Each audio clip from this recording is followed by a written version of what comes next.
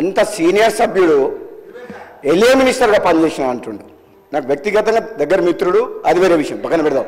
కానీ on record మైక్లో ఒక సభ్యుని యూజెస్ ఫిల్ అని అధ్యక్ష అంటే మీరు ఏంది అంటే మీరు ఈ అసెంబ్లీ తెలంగాణ ఇచ్చిన కాంగ్రెస్ పార్టీ ప్రజలు ఆశీర్వదించి మీ ప్రభుత్వాన్ని చక్కగా ముఖ్యమంత్రి గారి నాయకత్వంలో మా డిప్యూటీ సీఎం నాయకుడు మంచి పనులు చేస్తుంటే మీకు జీర్ణించుకోలేదు. ఏమవుతుంది?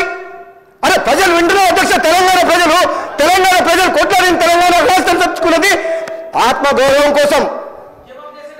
అటువంటి ఆత్మగౌరవం కోసం ఆంధ్ర ప్రజలు ఈ తెలంగాణ రాష్ట్రం నడపలేరు ఉన్నారు. కానీ ఈరోజు మీరు ఏమనుకున్నారు? మీరే పర్మనెంట్, ఇక మీరు ఎవరు రారనుకున్నారు. తెలంగాణ ప్రజలు ఆశీర్వదిస్తే కాంగ్రెస్ పార్టీ వచ్చింది. అసలు వీళ్ళు ప్రభుత్వాన్ని నడపలేరు అనుకున్నారు. బ్రహ్మాండంగా ప్రభుత్వం నడిపి కాంగ్రెస్ పార్టీ ముఖ్యమంత్రి గారి నాయకత్వంలో బ్రహ్మాండంగా మంచి పనులు చేస్తుంటే జీర్ణించుకోలేక అసహనంతో ఒక సభ్యుని పట్టుకొని యూజ్లెస్ ఫెలో అని అంటున్నారంటే క్షమాపణ చెప్పాలి అధ్యక్ష. ఇది చాలా అన్యాయం. ఎందుకంటే ఈ సభ గౌరవాన్ని ఒక సీనియర్ సభ్యుడు ఆ విధంగా సభ్యులు ఉద్దేశించి మాట్లాడుతుంటే తెలంగాణ కోసం పోరాడింది మీరు ఒక్కరు అనుకుంటే తెలంగాణ రాలే. ఇది ఇచ్చింది తెలంగాణ కాంగ్రెస్ పార్టీ. ఈ తెలంగాణలో మీరు ఏం మాట్లాడినా నడుస్తుంది ఇంటిలో అనుకుంటూ ఇక మీరు ఆధార్ సాగవు. తెలంగాణ ప్రజలు కాంగ్రెస్ పార్టీని ఆశీర్వదించిండు.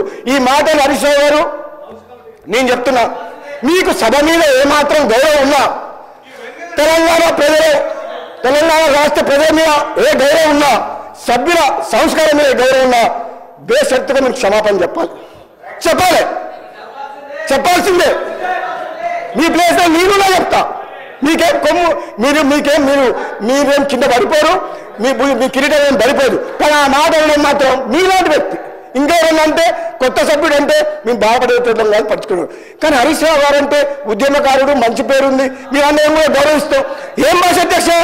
తెలంగాణ సమాజం మొత్తం మన మీద ఎన్నో ఆశలు పెట్టుకొని ఈ తెలంగాణ రాష్ట్రం కోసం 1000 మంది యువకులు ఆత్మ బలిదానం చేసి ఈ సభ నడుస్తుంటే బ్రహ్మాండంగా వాళ్ళ సమస్యల కోసం మాట్లాడే ఒక మంచి పద్ధతిలో మాకు చెప్పాలి. కానీ మీకు ఎప్పుడు అధికార హోదాలే కావాలి, ప్రతిపక్షం వద్దు అంటే ప్రజలు ఇచ్చిన తీర్పును కూడా గౌరవించకుండా మంచిగా బ్రహ్మాండంగా పనిచేస్తుంటే ఇచ్చిన హామీలు కూడా అధ్యక్ష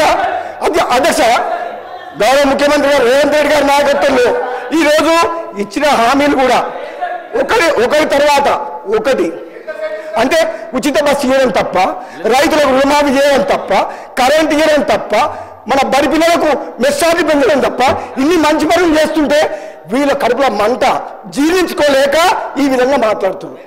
ఇది అన్యాయం అధ్యక్ష. ఇది క్షమించాలని చేయడం. నేను చెప్తున్నా, మీరు ప్రతిపక్ష హోదా కూడా కోల్పోతారు. మర్యాదగా మాట్లాడకపోతే కనీసం మాకు ప్రతిపక్షం లేకుండా ప్రజాస్వామ్యాన్ని కూలి చేసిన వ్యక్తులు వీళ్ళు మాకు దొంగని అంటే ఎవరు దొంగ? మీరు అప్పులు చేసిండ్రు, అనవసరంగా అప్పులు చేసిండ్రు. మంచితనానికి అవసరం కోసం నిజంగా అవసరం ఉంటే అప్పు చేయాలి.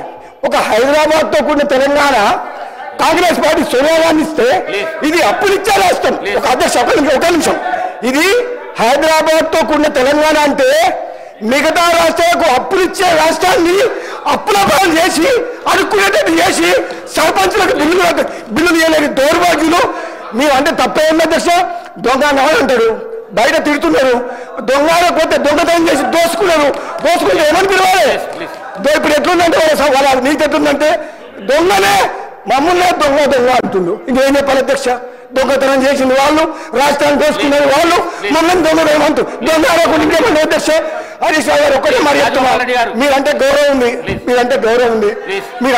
ఉంది కానీ మాత్రం ఆ ఓడు మీరు వెనకట్లు తీసుకోవాల్సిందే. లేకపోతే మీ అవసరం వెళ్ళాం అధ్యక్ష. అవసరం రోజు మితికి వెళ్ళిపోతుంది. రోజు చేస్తుంది మితికి వెళ్ళిపోతుంది. కంట్రోల్ చేయాలి అధ్యక్ష, కంట్రోల్ చేయాలి. వాళ్ళు రోజు ఏమనుకుంటున్నావు? మేము భయపడతాం అనుకుంటున్నా? మేము భయపడతావా? వాళ్ళ భయపడతావా? ఏంటధ్యక్ష రోజు వాళ్ళ భాష ఏంటి అధ్యక్ష? వాళ్ళ భాష ఏంటి అధ్యక్ష? రికార్డులకు వెళ్ళి తొలగించడం అయినది. కూర్చోండి.